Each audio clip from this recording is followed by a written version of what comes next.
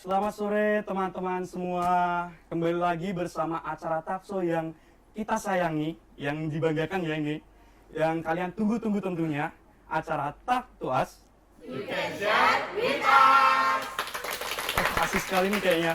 Kita ulangi sekali lagi ya. Boleh. Oke, 1, 2, 3. Talk to Us, you can share with us. Bareng aku Haji Bagus Pamungkas dan rekanku. Rosi, Selama 30 menit ke depan kita ini akan membahas atau berbincang-bincang ya tentang suatu hal yang asik dengan narasumber yang asik tentunya. Nah, katanya narasumber kita ini memiliki segudang prestasi nih Ros dan pengalaman yang tentunya dapat menginspirasi anak-anak muda zaman sekarang. benar banget bagus. Jadi hari ini kita bakal membawakan tema tentang anak muda yang berhasil menginspirasi anak muda yang lain dengan segudang pengalaman dan prestasinya. Kan tadi aku bilang ya, anak muda dengan menginspirasi. Nah, di Talkshow ini tuh yang menginspirasi di bagian mana sih? Jadi kita bakal ngundang narasumber nih. Dia itu seorang mahasiswa, tapi dia juga berhasil mendirikan sebuah IO. Keren banget kan? Keren banget sih itu. Nah, kalau kamu nih bagus, waktu jadi mahasiswa kesibukannya apa coba? Duh, pakai ditanya lagi. Aku dulu pas jadi mahasiswa gimana ya? Oh, ini. Aku dulu tuh sering bolos kuliah. Soalnya kan aku anak organisasi banget. Waduh. Sekarang aku balik nanya nih, kamu dulu ngapain pas jadi mahasiswa? Bentar aku tebak ya.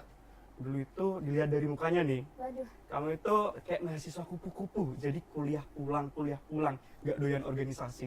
Ini pasti hangout ya. Bener banget lagi, kelihatan banget ya kayaknya mukanya. Iya, anak gaul cuman gitu. Kuliah pulang, nongki, gibah gitu. Oh kita malah bahas kita sih, balik dong ke iya ya. topik utama. Kita mau ngundang narasumber yang berhasil menginspirasi nih. Narasumber seorang mahasiswa yang berhasil mendirikan sebuah IO. Siapa sih, aku jadi penasaran. Narasumber kita ini siapa sih? Kalau kamu udah penasaran, langsung aja kita panggil. Kak Eri Saputra. Jadi tangan dulu ya Kak Eri Saputra. Pak, silakan duduk Kak. Ini kita enaknya panggil Kak atau Mas aja ini? Panggil Mas aja. Oh, Mas biar santai. Eri. Oke. Ini teman-teman yang ada di studio maupun yang sedang menyaksikan acara kami di rumah, pastikan udah terheran-heran atau kepo lah istilahnya dengan siapa sih sosok Kak Eri ini. Nah, jadi ada pepatah mengatakan nih Kak, Oke. tak kenal maka tak sayang. Cakep. Nah, jadi boleh dong kita kenalan gitu. Boleh.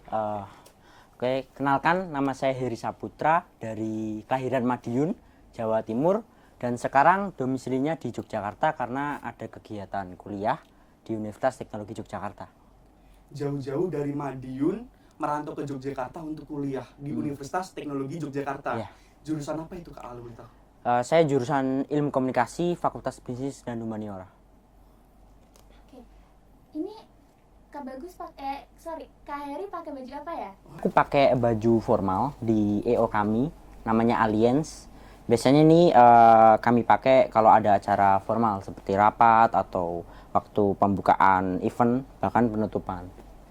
Oke, nah tadi kan kita udah kenalan nih sama Kak Heri, kita udah tahu Kak Heri ini siapa, dari mana, dan kita juga udah tahu nih Kak Heri itu adalah seorang pendiri EO Alliance. Oke, bisa nggak sih Kak diceritain awal mula atau asal usul sejarah dari EO Alliance ini? Oke. Bentar, jangan dijawab dulu Kak Eri.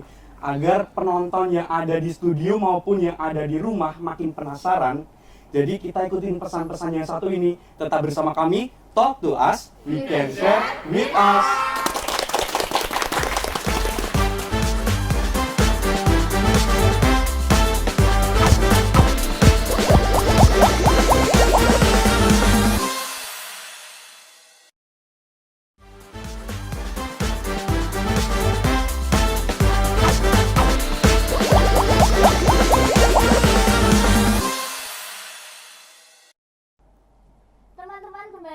bersama kami di acara Talk to us, Intention with us. Dan sekarang kita bakal lanjutin pertanyaan yang tadi sempat ketunda nih Kak Heri. Jadi gimana sih awal mula atau sejarah munculnya IO Alliance ini? Awal mulanya berdirinya EO Alliance ya Kak ya. Awal mulanya itu cukup unik ceritanya dan cukup simple. Gimana itu Kak? Jadi waktu itu setelah sepulang dari kami mengajar silat bersama teman saya namanya Ranggi, di rumahnya Mas Ranggi, Mas Ranggi itu menawarkan ke saya untuk membuat sebuah event atau kejuaraan. Nah, awalnya aku masih ragu karena aku belum paham babakan tentang event atau kejuaraan. Akhirnya saya tanya-tanya, Mas Ranggi menjelaskan dengan detail gimana tata cara pembuatan sebuah event. Akhirnya Mas Ranggi setelah meyakinkan saya, akhirnya saya yakin, dan pada waktu itu besoknya langsung kita ngurus legalitas semuanya. Jadi mungkin kita diskusi terkait event ini cuma mungkin berapa jam, besoknya langsung kita urus legalitas EO kami. Setelah urus legalitas, kami setelah clear langsung kami jelang beberapa hari kami urus perizinan di IPSI, di kepolisian, di Disparpora dan Kemenpora. Setelah itu clear kan, proposal kita sebar, kita promosikan. Akhirnya setelah serba berserta banyak yang masuk, kita adakan event pertama kali yang namanya Retno Dumilah Open Virtual Championship. Pertama kali pada waktu COVID-19. Berarti awal mula berdirinya IO Alliance ini dilatar belakangi oleh itu COVID-19 itu kan tadi Kak Heri itu pernah bilang yang waktu event pertama itu Retno Dumilah pasca COVID-19. Ya. Gitu ya Kak? Ya benar sekali. Jadi itu ada ceritanya. Gimana itu? Latar belakangnya kenapa kita membuat event waktu COVID-19 itu disebabkan oleh, kan kita ngajar silat juga. Lihat teman-teman yang ada di Madiun khususnya pesilat, kok kasihan cuma latihan, nggak ada tempat untuk mengekspresikan latihannya itu. Akhirnya saya dengan teman saya Ranggi itu berinisiasi untuk membuat sebuah kejuaraan yang kami kemas secara virtual.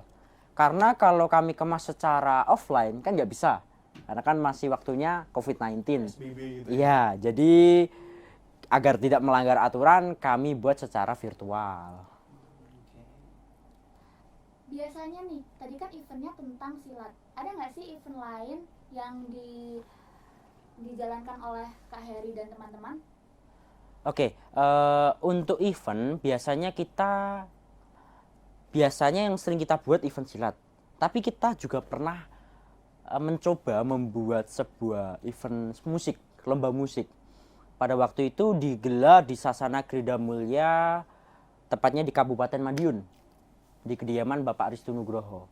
Di situ kita mulai, alhamdulillah sukses. Tapi ternyata setelah kita analisis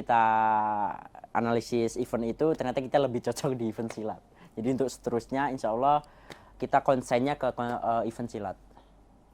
Jadi itu kan event silat, berarti menaungi suatu event yang berbau olahraga nih Kak? Iya benar. Nah itu eventnya hanya ada di Madiun atau ada di luar Madiun itu?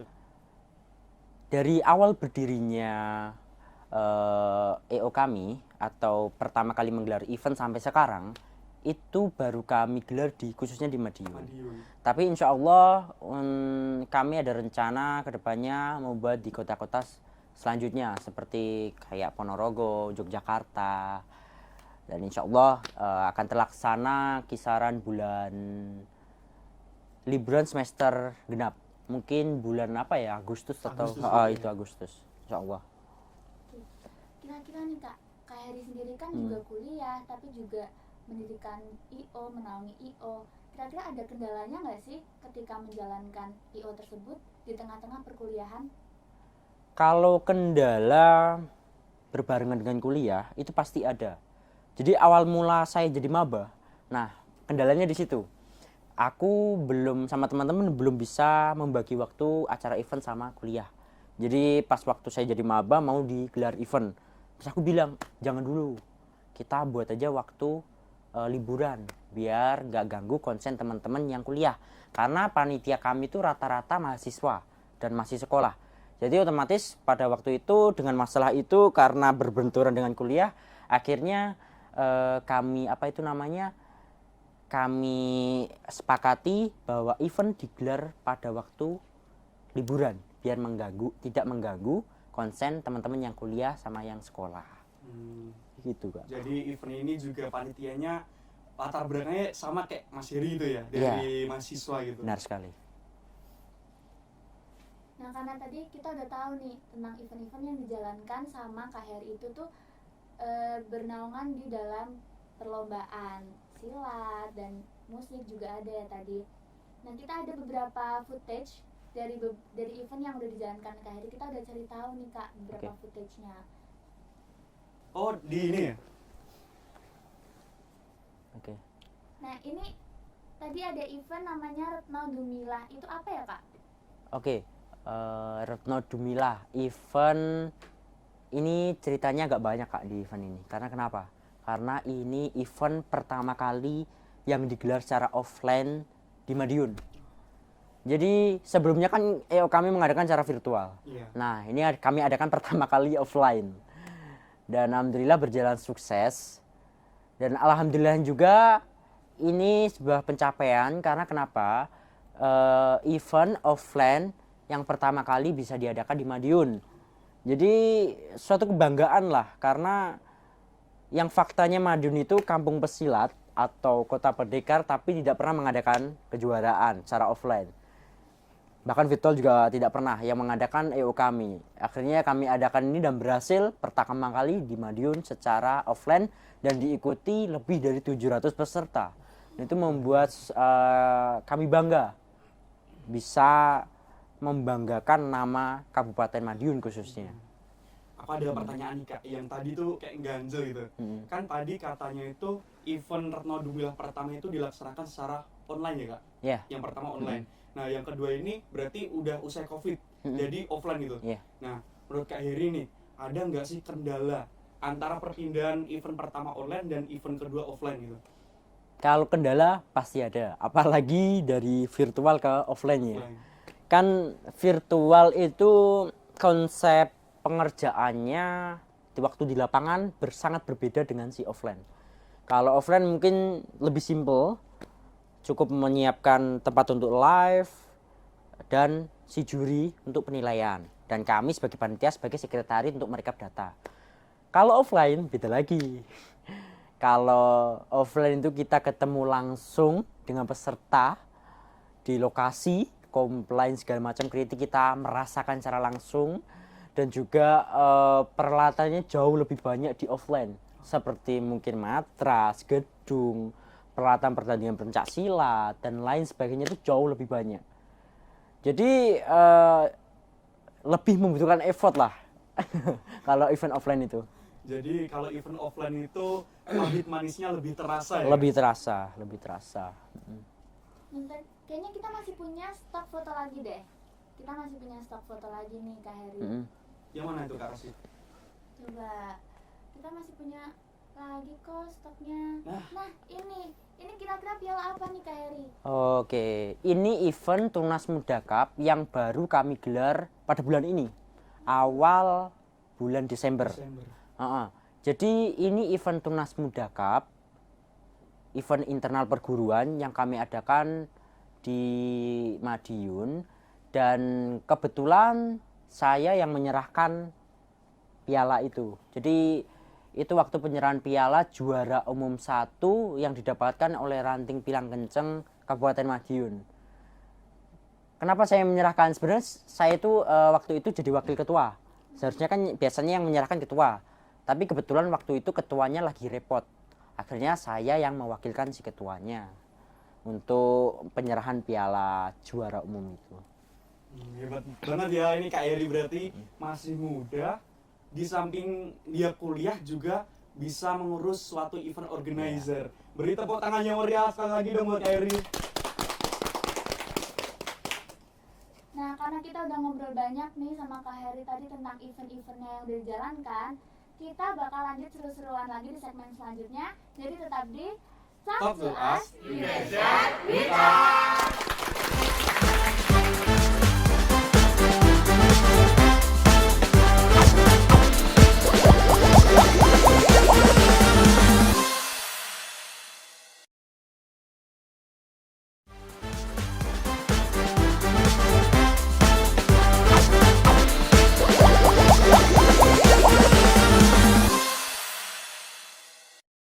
Kembali lagi di acara yang paling seru dan paling ditunggu, Talk to Us di Gadget with Us. Jadi kita sudah ada di penghujung segmen nih, Ros. Ini sepertinya kalau di penghujung segmen tidak ada game, kayaknya nggak asik dan nggak afdol nih. Bener banget. Nah, sekarang kita bakal main game nih bareng Kak Oke. Heri. Oke. Nama gamenya itu pernah nggak pernah. Oke. Jadi nanti aku bakal ngasih pertanyaan ke Kak Heri. Kak Heri bisa jawab pernah atau nggak pernah. Nanti Kak Heri bisa jelasin alasannya. Kenapa jawabannya pernah dan kenapa jawabannya nggak pernah. Iya. Oke. Sudah Siap. siap? Siap. Mm-mm. Oke. Aku ya yang nomor 1. Boleh. Oke, langsung saja Oke. pertanyaannya. Siap? Siap. Pernah atau tidak pernah hampir atau bahkan mengalami kegagalan dalam menyelenggarakan sebuah event? Pernah. Karena waktu itu sebenarnya awalnya kita berjalan lancar. Sewa matras kita sudah ready. Nah, waktu kita pengambilan matras di cancel tiba-tiba. Dan itu sudah hamin 1.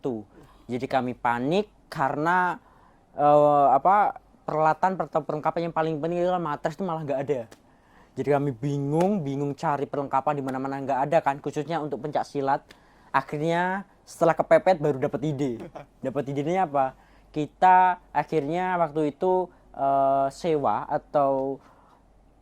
di tempat karate. Jadi kan kita pakainya itu matras karate, bukan silat. Sebenarnya itu hampir sama, cuma mungkin beda sedikit ukuran lah. Tapi kami tidak kekurangan ide, kami akali dan juga biar seperti matrasnya pencak silat, kami kasih garis pertandingan sesuai peraturan di pencak silat. Alhamdulillah setelah dapat itu kami rasanya lega. Kalau nggak dapat itu mungkin eventnya bisa gagal. Unik banget ya Iya. ceritanya. Lanjut pertanyaan nomor 2. Berarti, bentar, Oh, berarti bentar. kalau misalnya kepepet tuh emang ada aja gitu ya idenya. kalau Alhamdulillah kepepet. ada. Jadi kadang tuh gini, kita kan panitia sudah kadang menyiapkan jauh-jauh hari ya, tapi pas hari H ada aja masalahnya itu. Alhamdulillah dengan kita tenang, tetap yakin. Kalau filosofinya ketua saya itu gini, kalau kita sudah maju tidak boleh mundur, karena kalau maju kita pasti berhasil, kalau mundur kita mati. Jadi kita tetap terobos, kita cari apapun itu harus selesai acara ini atau event yang kami adakan. Oke, keren Kedua banget ini. ya. Mm-mm. Terus habis itu pertanyaan kedua nih, pernah nggak pernah dapat komplain atau kritik dari peserta atau penonton yang ada di acara? Kalau komplain dan kritik itu pasti ada, apalagi event ini kan sudah bertaraf provinsi sampai nasional. Pesertanya banyak.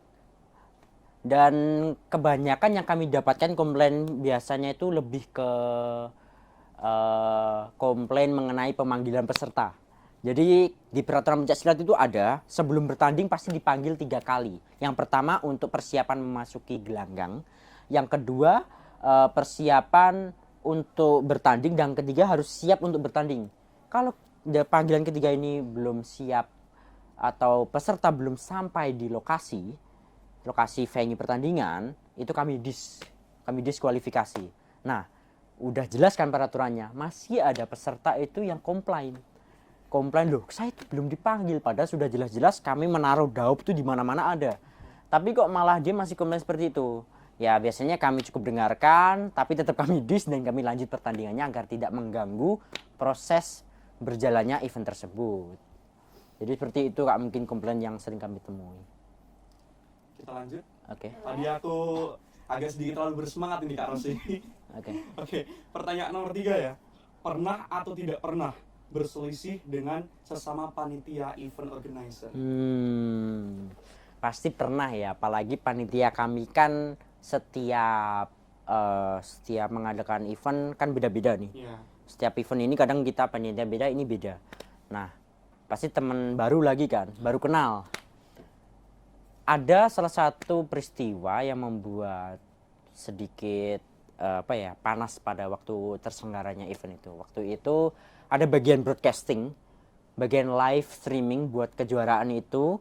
Dia emang bener awal dia udah pasang, udah mulai live, tetapi setelah mulai live dia tinggal entah kemana, entah tidur atau gimana. Waktu berjalannya acara, live-nya tiba-tiba mati. Nah, kami sebagai panitia yang sudah sesuai job desk-nya kan bingung loh. Ini siapa yang tanggung jawab di broadcast, kok gak ada di tempat untuk memperbaiki. Akhirnya kami bingung, akhirnya kita cari yang bagian tanggung jawab broadcast. Setelah ketemu, wah akhirnya kan agak panas tuh. Akhirnya sedikit ada crash lah. Tapi alhamdulillah si ketua Mas Ranggi berusaha menenangkan agar tetap fokus untuk menjalankan event sampai selesai dan alhamdulillah berjalan dengan sukses. Oke, tadi kan kita udah ngobrol nih tentang pernah nggak pernah ini.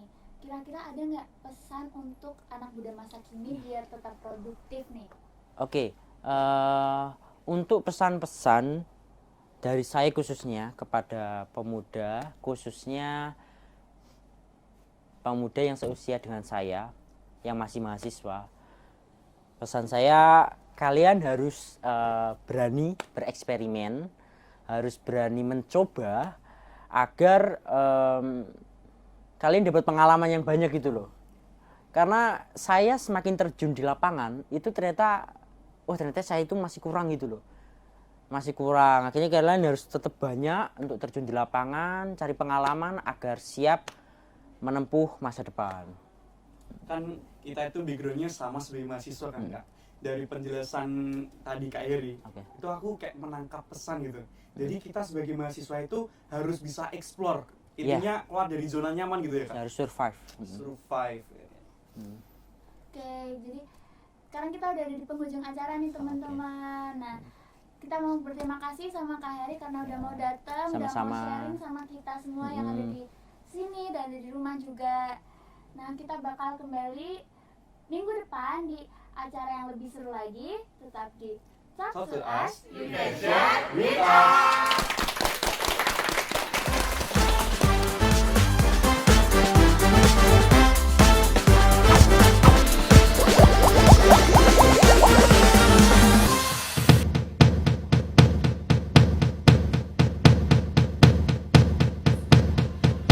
Give me a second, I need to get my story straight. My friends are in the bathroom getting higher than the Empire State. My lover, she's waiting for me just across the bar. My seat's been taken by some sunglasses asking about a scar. And I know I gave it to you months ago.